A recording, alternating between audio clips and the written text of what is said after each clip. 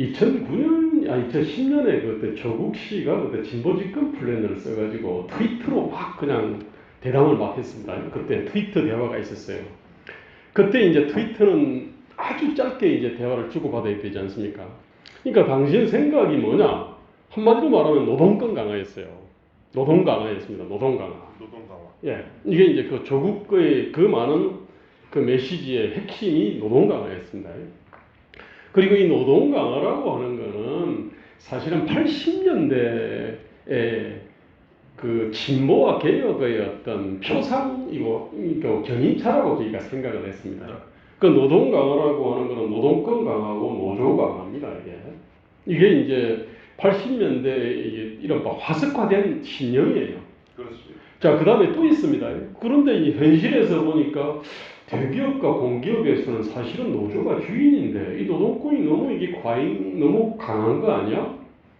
이 재산권하고 균형이 맞지 않잖아. 이게 이제 현실에서 이제 실물 경제를 접하는 사람들은 다 그걸 느낍니다. 자, 그러면 이제 그 얘기를 당연히 할 거 아닙니까? 문재인 대통령도 그 2017년 초에 그때 조선일보 인터뷰에서 이제 그 질문을 받았습니다. 그러면 이제 이쪽에서 나오는 얘기가 그겁니다. 우리 노조 조직률 10%도 안 되잖니. 그러니까 이제 뭐 그런 것들이 누리는 사람이 얼마 되지도 않는다.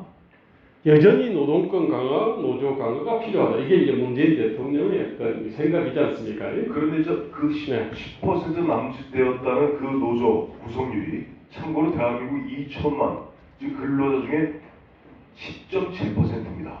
그리고 그 10.7%가 흔한 얘기로 전공노, 전국 공무원 노조를 비롯한 또 보면 금융 등 흔한 얘기로 대한민국 한 20%. 이번 상위 계층에 있는 사람들이 흔한 얘기로 그 민주노총, 한국노총의 핵이에요. 많은 사람들이 노동자, 노총하면 마치 모든 걸 옛날 전택 열사만 생각하고 있어요. 아닙니다. 대한민국의 좀 민주노총이 귀족 노조 중에 귀족 노조인데요. 그 노조 조직이 어디 있는지를 따지고 보면요, 사실은 이게 전체 공공 부분입니다. 100% 조직되어 있습니다. 그 다음에 은행, 정권 등 규제 산업입니다. 그렇습니다. 자, 그 다음에 독과점 대기업이에요. 그러니까 다 억대 연봉자입니다. 그리고 문제는 거의가 이게 이제 뭐 많이 받는 거, 그거는 생산성이 높아서 많이 받을 수도 있는 겁니다. 우리가 생산성이 높아서 많이 받는 것에 대해서는 칭송을 해줘야 되죠. 그럼 세금을 갖다가 뭐 소득세 올려서 처리하는 문제인데, 아까 제가 이제 첫째 공공 부분, 이거는 시장에서 얻는 소득이 아닙니다, 사실은. 이거는 세금 소득자거나 아니면 독점적인 압력을 준 거지 않습니까, 이게? 이거는 일종의 지대입니다, 사실은. 규제 산업은 원래 지대지 않습니까? 그 다음에 독과점이 대기업은 이건 생산성하고 지대가 이렇게 중첩되어 있습니다. 그런데 상당 부분은 지대죠. 이거는 뭐냐면은 자기가 땀 흘려가지고 얻은 소득이 아니고 사실은 누군가 땀 흘려서 얻은 거를 갖다가 이렇게 빨대를 가지고 쪽쪽쪽쪽 빨아먹은 거라고 봐야 되는 겁니다. 참고로 우리 김대호 소장이 별명이 지대입니다. 이것을 그 지대 이전 소득을 갖고 천천히 오신 분입니다. 뭐 말씀하셨으니까 그런데 사실은 우리가 평등은 원래는 이 자유와 권리의 평등이었습니다. 그런데 한국에서는 이게 변질이 돼가지고 격차 해소가 됐어요. 격차 불평등 양극화 해소, 이걸 평등으로 생각합니다. 자, 그런데 여기서 가장 핵심은 격차를 낳는 거는 딱 두 가지 기둥이 있습니다. 하나는 생산성이고 하나는 지대입니다. 이게. 그런데 이거를 갖다가 현재 대한민국이 구분을 잘 못하고 있습니다. 그러니까 생산성과 지대 요거를 갖다가 분리를 해서 보면은 생산성 높은 거는 이거는 무조건 상향 평준화로 해결해야 됩니다. 그리고 세금으로 해결해야 됩니다. 그러나 지대는 그게 경쟁을 넣고 개방을 넣고 그렇게 해서 없애거나 축소시켜야 될 문제인데, 지금 대한민국의 산망의 직장들, 그게 이제 공공 부분하고 이제 그 대기업이나 규제 산업이나 면허직업인데, 이쪽은 사실은 기본적으로 그 아주 높은 지대의 방석 위에 올라앉아 있거든요. 그럼 그거는 경쟁과 개방을 집어넣어가지고 방석을 빼야 되는 문제죠. 그래서 평등의 어떤 역습과 관련해가지고는 결국은 이거는 생산성 문제가 아닙니다. 사실은 생산성 낮은 쪽은 높여야 됩니다. 어떤 다양한 방법으로. 근데 지금 대한민국은 이건 세계적 보편성입니다. 사실은 어디다 다 그렇게 하는데 대한민국은 특수하게도 지대가 굉장히 두텁습니다. 그거는 우리의 어떤 시장 경제의 어떤 발달 역사로 보나, 그 다음에 우리의 어떤 국가 내지는 공공 부분의 어떤 비대함 내지는 민주적 통제가 안 되는 뭐 이런 현상으로 인해 가지고 이제 지대가 아주 두껍게 돼 있고, 이 결국은 지대 문제를 어떻게 해결하느냐가 바로 평등 문제를 갖다 해결하는 척정이라고 생각합니다. 그런데 그 지대 문제를 해결해야 되는데 그것을 가로막고 있는 것이 지금 바로 이 화석화되어 버린 민주노총 등등등등의 세력들이 막고 있다는 그런 취지로 이해가 되겠습니다. 예, 맞고요. 근데 그거는 민주노총 행동대원이고 사실은 그 뒤에 공공 부분이 있습니다. 사실은 그 공공 부분이 이제 민주노총이라고 행동대를 갖다가 세워가지고 지대를 갖다가 이렇게 쟁취를 하면은 자기들은 표준을 설정하면 되거든요. 공무원 임금 표준, 호봉제, 그 다음에 어떤 정년 이런 것들을 갖다가 이렇게 해가지고 자기들은 아주 손 안 대고 그냥 코 푸는 방식으로 해가지고 어떤 하는 일에 비해서 엄청나게 높은 권리익을 누려왔지요. 예, 우리 지대, 우리 김대호 소장 얘기를 갖다 들으시면 별도로 또 시간 한번 좀 마련하도록 하겠고, 자 이제 보면은 아까 그와 같은 저 공공 분야를 말씀하시고 등등등등 얘기하니까 결국 우리 주 교수님한테도 이렇게 여쭤보지 않을 수가 없어요. 보면은 사실 우리 주 교수님 혹시 뇌송송 구멍탁이라고 들어보셨어요? 예, 그렇죠. 예. 우리 이동환 대표님 어디 계시나요? 잠깐 자리를 주셨네요. 바로 그 2008년 이명박 정부 출범하자마자 미국산 수입 쇠고기 문제 갖고 만들었던 괴담 중에 하나가 뇌송송 구멍탁입니다. 자, 우리 주 교수님 판도라 영화 보셨습니까? 예, 봤습니다. 예. 공포스럽죠. 제가 볼 때는 워낙 그 허구가 많아서 저는 전혀 공포스럽지 않았었는데 일반 국민들이 보시면 걱정 많이 해서 합니다. 근데 많은 사람들, 특히 그 당시에 보면 이 야당 의원이었고 야당 대표였던 문재인 당시 변호사님은 그것을 보고 그야말로 공포에 질려서 탈원전 정책을 그다음부터 입에 달기 시작했습니다. 실제 그게 위험합니까? 전혀 그렇지 않습니다. 일단 그 원전의 위험성에 대해서 사실은 위험하지 않고 안전하다 이런 말씀을 드리기 전에 네. 아까 그 4대 그 권력 집단 말씀하셨잖아요. 네. 거기 하나 빠진 게 있습니다. 뭡니까? 환경단체입니다. 5대군요. 죄송합니다. 시민단체가 포함됐습니다. 네. 최근에 그 현대제철 고로 정지시킨다고 10일 정지시킨다는 그런 요구했잖아요. 근데 그게 이제 철이 굳으면 뭐 한 6개월 정도 이렇게 공장을 걸리죠. 예, 그런 엄청난 피해를 이제 초래하고, 그다음에 이제 원전 안전하고 관련해서 또 한전 한수원에서 운영하는 원자로에 네. 소위 그 경납 철판이 좀 부식이 됐다고. 네. 거기서 뭐 방사능 물질이 아주 작은 미량이라도 유출될 가능성이 있으니까 네. 그걸 전부 세워서 보수해라 라는 그런 압력을 그 정부 수용은 어떻게 돼요? 그래서 이제 작년에 그 한전이 뭐 재작년에 뭐 12조 이렇게 수익을 거두던 한전이 적자를 냈던데 적자로 전환했죠. 그 다음에 이제 깨끗한 이런 그 발전원 이런 걸 주장하면서 이제 태양광 하면서 전국 야산 뭐 400년 된 숲을 다 깎아가지고 이렇게 황폐하게 이렇게 환경 파괴하고 그런 게 이제 그 환경 단체였던. 예, 환경단체의 어떻게 보면 요즘 모습인데 제가 우리 교수님한테 여쭤봤던 것은 원전은 진짜 안전한 거. 네, 이제 그 말씀을 드리겠습니다. 예. 근데 환경단체가 원전의 안전을 아주 근거 없이 이렇게 과도하게 그 위험성을 과장을 했는데 실제로 보면 원전은 사실은 굉장히 안전하게 이렇게 가동되어 왔습니다. 가동 이력으로서 그걸 설명을 드릴 수가 있는데 지금까지 이제 한 50여 년간 전 세계에 한 600여 개의 원전이 가동이 되어 왔거든요. 예. 그 중에서 이제 사람 사상이 있었던 사고는 단 한 건밖에 없었습니다. 그게 이제 체르노빌 사고고요. 네. 보통 이제 많은 국민들은 이제 후쿠시마 사고에서도 뭐 몇천 명이 죽었다 이렇게 알고 계시는데 그 죽은 사람들은 뭐 이렇게 대피하다가 아니면 예. 그 대피소 생활에 스트레스로 이렇게 죽은 사람들이고 그 방사능으로 네. 방사선 피폭으로 죽은 사람은 한 명도 없습니다. 그래서 여태까지 네. 그 소위 누적 그 원자로 가동 연수라는데요. 그게 18,000년이 넘는 동안에 그 사람이 죽은 거는 41명. 저도 인정합니다. 네, 체르노빌 한 번이고요. 문재인 대통령이 작년에 체코에 가서 체코 총리를 만나서 이런 얘기를 했어요. 대한민국 원전은 40년 동안 단 한 번의 사고도 없었을 정도로 안전하다. 네, 또 얼마 전에 인도 총리 왔을 때 똑같은 얘기했어요. 그렇죠. 그런데 왜 막아요?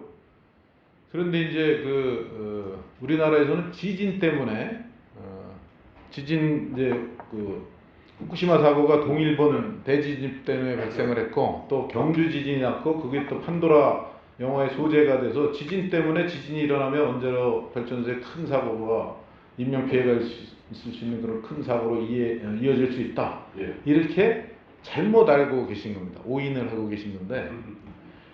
그래서 이제 체코나 이런 데 사우디 같은 데 가서는 그 나라는 지진도 없고 인구 밀집 지역도 아니고 그러니까 거기는 져도 된다 이런 논리를 펴시는데 전혀 사실이 아닌 게요. 그 후쿠시마 사고도 그 원래 시발은 동일본 대지진 때문에 됐지만 실제로 거기서 이제 그 원자로의 그 용육이 발생하고 그랬던 사고는 쓰나미 때문에 그런 겁니다.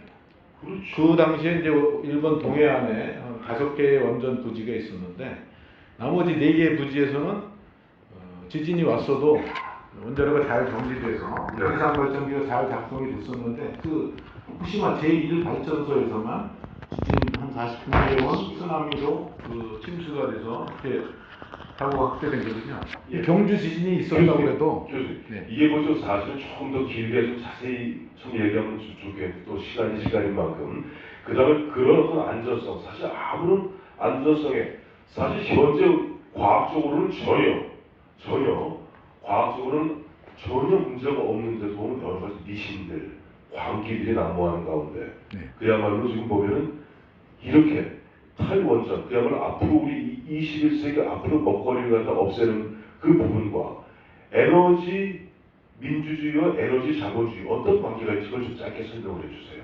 네, 지금 이제 정부는 이 탈원전이 뭐 60년 걸쳐서 서서히 진행되는 거니까 문제가 없다 하는데 사실은 굉장히 급격하게 진행되고 제일 첫 번째 문제가 지금 이제 우리가 세계 최고 수준으로 이렇게 일궈놓은 그 원전 산업 기술이 일거에 지금 무너지는 겁니다. 그래서 산업 생태계가 무너지고 있고 사실은 UAE나 사우디 이런 데 수출을 통해서 국부 창출에 큰 도움을 줄 수 있는 그런 경쟁력 있는 산업이 무너지고 있다는 게 첫 번째 문제로 될 수 있고요. 그 에너지 민주주의와 자본주의에 관련해서 좀 말씀을 드리면 이제 탈원전을 추진하는 논거 중에 하나가 그동안에 이제 뭐 원전 개발이나 전원 개발 이런 게 국가 주도로 돼서 어떤 지역 특정한 지역에 국민의 의사를 묻지 않고 거기 이제 집중 배치를 해서 그 지역의 재산권, 주민의 재산권이 이제 제대로 행사를 못했고 발전을 못했던 그런 문제가 있었다. 국가 주도의 발전에 그런 문제가 있었다.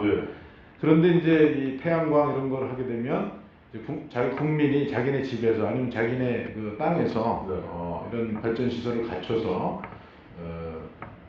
그런 국가 주도의 그런 문제에서 벗어날 수 있고 또 이 태양광 같은 게 위험하지 않고 환경 친화적이기 때문에 좀 더 비싼 값을 주더라도 태양광에서 만들어진 전기를 사서 이제 어디 뭐 예를 들어 전라도 어디에서 발전되는 태양광을 살 수 있게 소비자가 살 수 있게 그런 권한을 부여하자 이런 게 이제 에너지 민주주의인데 실제로 보면은 그 민주주의의 어떤 그 가치보다는 지금 이제 그 태양광 시설을 뭐 예를 들어서 한 100kW 이렇게 갖추려면은 한 3억 정도 이렇게 듭니다. 그게 이제 그 전력 저장 장치까지 이렇게 갖추고 그러면 거의 뭐 한 3천만 원 연 이렇게 수익을 10% 정도 수익을 거둘 수 있거든요. 그러니까 그게 사실은 3억 그러면 이제 보통 서민은 쉽게 투자할 수 있는 게 아닌데 그런 거금을 들여서 투자를 해서 상당한 수익을 올릴 수 있는. 근데 또 중요한 문제는 이게 무노동입니다. 한번 투자만 해놓으면 그게 아까 우리 김대호 소장님 얘기와도 연결되는 건데 일종의 지뢰죠. 그게 이런 겁니다. 보면은 지금 우리 주 교수님 말씀의 이야기는 이겁니다. 보면은 에너지 민주주의를 주장했던 이거 평등의 역사하고 연결되는 문제인데 그 사람들이 실제 그 보면은 조그마한 자기 땅덩어리 거기 투자를 3, 4억 정도 돈이 있어야 되는 거예요. 그러니까 결국 평등 얘기하고 어렵고 힘든 사람들을 위한다고 주장했던 이 사람들이 결과적으로 있는 사람들 우리 김대호 소장이 제일 싫어하는 지대 챙기는데 도움을 주고 있다. 뭐 이런 얘기고 자 잠시 후에 다시 말씀드리도록 하겠고요. 그 다음에 저 우리 윤찬 교수 지금 보니까 조금 약간 좀 보니까 깊은 저 열심히 듣고 있습니다. 생각에 빠져 계신데 자 우리 윤 교수님하고 사실 방송에서 여러 차례 예전 종편 시절에 여러 차례 나와서 얘기하고 했는데 그 우리 저 아무래도 우리 저 윤 교수님이 저 반기업 기업 경쟁력, 국가 경쟁력 이런 부분 아니 제가 아무래도 요즘 친구들마다 딱 두 가지 얘기예요. 솔직히 현안하고 관련된 문제인데 조양호 회장, 대한항공 조양호 회장 돌아가고 했을 때 사실 보면 조양호 회장 같은 경우 사실 그 세상을 버릴 만한 나이가 아니란 말이에요. 잘 생각해 보시면 한 2년, 3년 동안 특히 2년 동안 얼마나 시달렸습니까? 사람을 거의 잡듯이 잡았거든요. 그런데 혹자를 만나면 이런 얘기합니다. 그 부인과 자식들 그 보면 그러한 부분들이 사실은 흔한 얘기 좀 혼을 내줘도 괜찮은 것 아니냐. 또 요즘 최근에 보면 뭐 대기업 회장님이 보니까 내연녀를 갖다가 떳떳하게 그 재단을 만들어서 재단 이사장으로 소개하는 부분에 있어서 제가 얼마 전에 만났던 중년 부인들은 화를 내더라고요. 만약에 그게 그 자리에 그 최모 회장이 아니라 저 안모 전 지사가 있었다면 가만히 있었겠는가? 왜 여성단체는 가만히 있는가? 이와 같은 일반 천민자본주의와 우리 반기업 정서 어떻게 해결해야 되는지 우리 윤 교수님 말씀 듣도록 하겠습니다. 어려운 주제를 계속 주시는데, 예, 그 일탈행위라고 하는 것에 대해서는 뭐 이제 전부 다들 분노를 하시고 힘들어하시는 거는 저도 잘 이해를 합니다만 이제 가만히 보면은 그냥 너무 이거를 계속 그냥 보도하고 그냥 집중적으로 계속 나와서 얘기하고 이러면서 이게 자꾸 분노를 쌓게 만들어서 좀 기업이라고 하는 그 기업이라는 조직으로서의 기업과 거기에 주식을 들고서 주식 일부를 들고 경영을 한 오너 경영자 개인하고를 그냥 동치화시켜 버려가지고 어떻게 보면 이제 그 자본과 노동을 갈라놓는 방법인데요. 결국은 이제 오너 경영자는 몇 명 안 되고 그러나 기업은 그 안에 몇십만 명 일하고 있는데 근데 사람들한테 자꾸 그 오너 경영자들을 자본으로 등치화시킨 후에 자꾸 거기에 대한 분노를 이렇게 확 끌어올려서 그걸 지지 기반으로 만들려고 하다 보니까 우리 국민들이 기업이라는 조직을 싫어하게 되는 그리고 자꾸 이걸 반기업 정서라고까지 볼 정도로 생기는데 저는 재벌 개인 사람으로서의 재벌 오너 경영자와 그리고 그분이 경영자로 있는 그 몇십만 명의 예를 들어 대한항공도 2만 명 이상의 그 훌륭한 우리 국민들이 일하는 그런 조직인데 우리 다 옆에 있는 분들 아는 분들도 있고 그런 많은 국민들이 일하고 있는 이 조직으로서의 기업을 하고 그 아들 따님께서 뭐 물컵 던졌다 뭐 이런 거 물컵 뭐 저도 가끔 몰래 던지긴 합니다만 그러나 뭐 저는 아무도 텔레비에 뭐 붙여주지도 않아서 괜찮습니다만 그런 부분 포함해가지고 개인과 조직을 좀 구별해서 보시면 조금 낫지 않을까. 그래서 결론은 그 그리스 같은 경우에 아시겠지만 세계에서 가장 좋은 올리브 열매를 생산하는 나라지만 세계에서 가장 좋은 올리브유는 수입한다. 좋은 기업이 없어요. 그러니까 결국 2011년도에 재정위기가 터져가지고 국민들 1,000만 명 정도가 빚이 한 3,500억 내지 3,600억 불인데 그거 우리나라 같으면 97년 위기를 당했지만 IMF에서 200억 불 빌려온 거 2001년도에 다 갚았습니다. 달러가 모자라서 처음에는 빌려왔지만 나중에 우리 기업들이 400억 불고 200억 벌고 100억 불고 정확한 98년 흑자 400억 99년 흑자 200억 2000년 100억 그래서 700억 불을 쭉 벌어서 그거를 이제 여한시장에 갖다 팔면 한국은행이 사갖고 나중에 다 갚았어요. 그래서 저는 그리스의 모습을 보면서 제조업과 기업을 키우지 못한 나라가 위기를 당하더니 제대로 빚을 못 갚아가지고 공항 부지 팔고 섬 팔고 항만 운영권 팔고 자기네 나라 인프라를 팔고 있습니다. 근데 97년도 우리나라는 인프라 팔 일 없이 기업들이 벌어온 돈으로 싹 갚았습니다.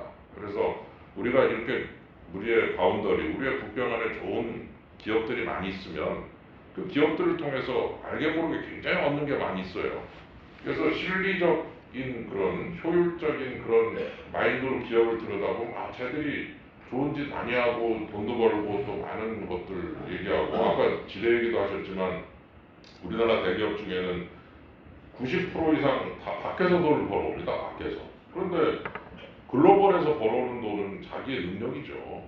렌트 시킹, 즉 지대 추구라고 볼 수 없거든요. 그래서 결론은 결국 이런 개인의 일탈 행위를 통해서 자본과 노동을 갈라놓고 자본을 미워하게 만드는 그로 인해서 기업이라는 조직에 대한 신뢰도 깨지고 그런 부분에 대한 역할을 너무 우습게 보는 풍조가 생겨 있는데 비록 이게 뭐 부작용 좀 있다고 하지만 그리스를 봐서라도 우리 기업과 국민의 관계를 자꾸 봉합을 시키고 가깝게 해서 친하게 좀 만들어줘야 되는데 그 신노동 반기업 반자본이라는 그 프레임 하에서 결국 반자본의 프레임을 기업으로까지 확산시켜갖고 그런 부분을 이용하려는 그런 의도가 숨어 있는 게 아니냐. 그래서 좀 국민과 기업은 좀 가까워지면 좋겠다. 조금 뭐 보완해도 되겠습니다. 하시죠.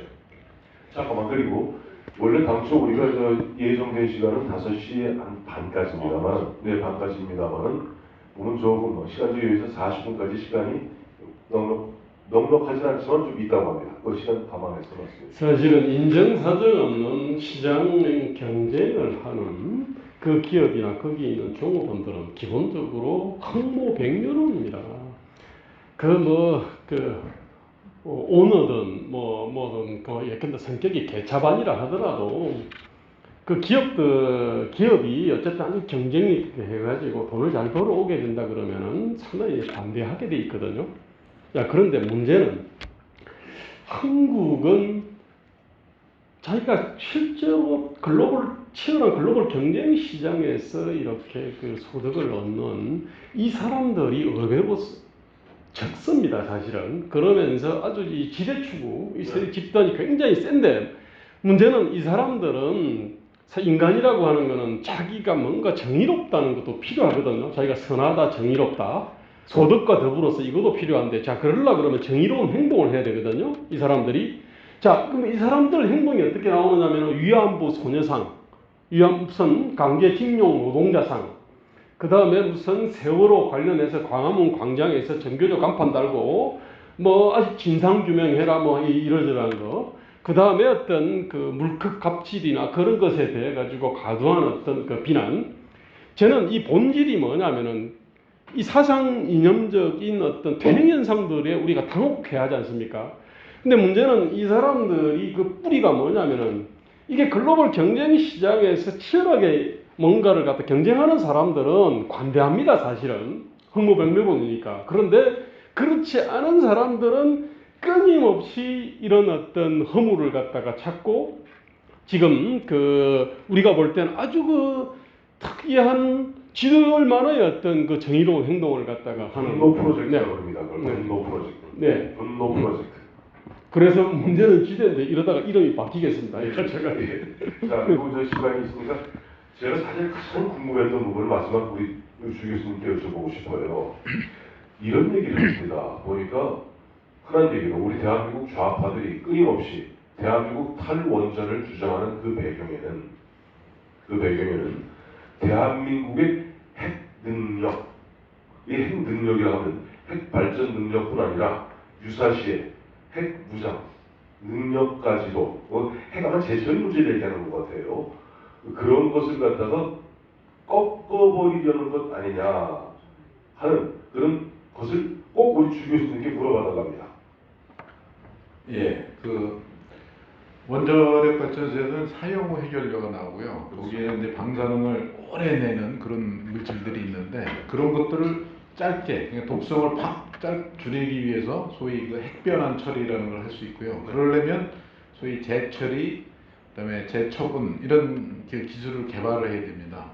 그런 과정에서 우리가 핵물질을 따로 추출할 수가 있고 그것이 이제 그 폭탄의 그런 원료로 사용이 될 수 있는데 그런 것들은 이제 우리는 사실상은 그 평화적 목적으로 그런 재처리 기술을 지금 일본, 개발하고. 일본 갖고 있고 또 갖고 있지 않습니까? 예, 근데 이제 우리는 이제 일본은 소위 그 습식 재처리 해가지고 이 순도 높은 플루토늄을 만들어내기가 쉬운 그런 기술을 하고 있었고, 우리는 이제 대외적으로는 그런 그 핵 확산 저항성이 있는 그런 기술로서 순도 높은 플루토늄을 끄집어내기 어려운 그 파이로 프로세싱이라는 기술이 있는데 그걸 쭉 개발을 하고 해왔습니다. 근데 이제 이 정부에서 제일 먼저 R&D를 못하게 한 게 그 파이로 프로세싱을 못하게 한 건데요. 저는 그게 이제 뭐 북한하고 그런 관련이 있는지 없는지는 우리 교수님이시니까 정확히 아실 수는 없을 거고. 그렇지만 그걸 못하면은 그런 그 유사시 대비할 수 있는 능력. 그다음에 이제 그것이 꼭 그 핵무기를 제조하는 것뿐만 아니고, 그다음에 우리가 이제 그 추진체를 만들 수가 있거든요. 선박이나 뭐 이런 잠수함이나 이런 것들을 원자로로 할 수가 있는데 이제 그런 연구조차도 이제 어려워지는 탈원전 때문에 그런 능력이 상실되는, 기술이 유실되는 그런 문제가 있습니다. 예, 뭐 시간이 너무 짧다 보니까 사실 여쭤보고 싶은 세 분 저자에게 여쭤보시면 너무나 많은데, 마지막으로 우리 대표 저자이신 이동관 대표에게 마지막 질문 한 가지 하겠습니다. 앞으로 2020년 집권을 위해서 또 집권 이후에 집권한다고 되는 게 아니에요. 보세요. 문재인 정부. 아까도 말씀하셨습니다만 2009년, 2010년에 뭐 오연호가 묻고 조국이 답한다. 진보 집권 블랙.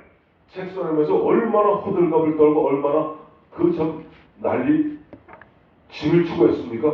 막상 2017년에 얼떨결에 집권했습니다만 지난 2년 동안 대한민국은 그야말로 세계 고아가 되어가고 있고 국민들은 가난의 나락으로 떨어지고 있습니다.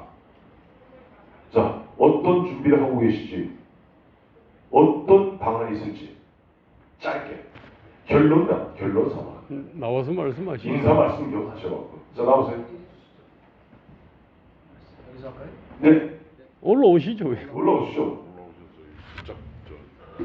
제가 아니 자리 안 들고 와서 하세요. 여기 마무리 인사 좀 하세요.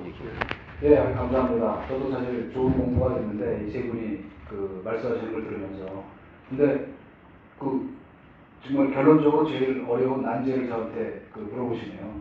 그러나 그 저는 뭐 다른 게 없다고 생각합니다. 저는 저도 이 청와대나 주변에서 그 신문사에서 일하면서 그 인재반의 핵심이 뭐냐면, 원래 컵에 넘치는 물은 한 방울 때문에 넘치는 거거든요. 그렇기 때문에 이 인재반이 저는 잘못했다고 생각해요. 이 진보 좌파에. 왜 코드 인사를 하면 안 되냐면, 조금 자기와 결이 안 맞아도 능력 있는 사람을 쓰고 힘을 실어주고, 더구나 국가 운영은 더더욱 그렇다고 보거든요. 예를 들면 탈원전 얘기할 때 우리 주한규 박사님 같은 말씀 듣고 신기업, 그 다음에 왜 반제고는 안 되나 하는 걸 할 때 이런 분들 말씀을 듣고 일을 하는 게 아니고, 자기 결에 맞는 사람들을 능력과 관계없이 데려다 써가지고 폭주를 하면 바로 이런 일이 벌어지는 겁니다. 그러니까 무능한 데다가 아까 어떤 분이 딱 정리하셨잖아요. 무능한 데다 오만하기까지 한다. 이렇게 다 위선까지 들어요. 거기다 위선까지. 그렇죠. 바로 그겁니다. 그러니까 그걸 거꾸로 뒤집으면 간단한 겁니다. 뭐냐? 대한민국의 엘리트를 총 집결시켜서 집권하면 됩니다. 아주 간단한 거죠. 그러니까 그렇게 쉽네요. 그렇죠. 답은 뭐 사실 아주 간단한 데 있는 거라고 생각합니다. 콜럼버스 달걀이죠. 뭐. 그러니까 그거를 어떻게 실현하고 구현할 건가. 그러나 과거 저는 감히 말씀드리면 과거 보수의 집권 때도 그 안에서도 또 코드 인사하고 그 안에서도 평가하고 그 안에서 사실 했었거든요. 그럼 저도 아까 우리 김영준 교수도 그런 얘기했지만 개인적으로는 뼈아프게 반성하는 부분이 있습니다. 제가 뭐 힘이 모자라고 못했지만, 그러나 제가 집권연대 새로운 어떤 집권의 그 희망을 갖고 하려면 이제는 친박, 비박, 뭐 친이, 뭐 반이, 뭐 이런 거 다 떠나서 보수에 제대로 된 그 올스타 팀을 만들면 됩니다. 이강인도 데려오고 손흥민도 데려오고. 근데 자기 편 아니라고 이강인, 손흥민 빼면 축구 U20 안에 갈 수 있을까요, 상황? 꽝이네요. 꽝이죠? 예, 답이 됐나 모르겠습니다. 자. 오늘 진짜로 감사합니다. 긴 시간 이렇게 또 자리까지 함께 해주신 그 내빈 여러분께 진짜 감사드리고요. 네, 자 고생하셨습니다. 네.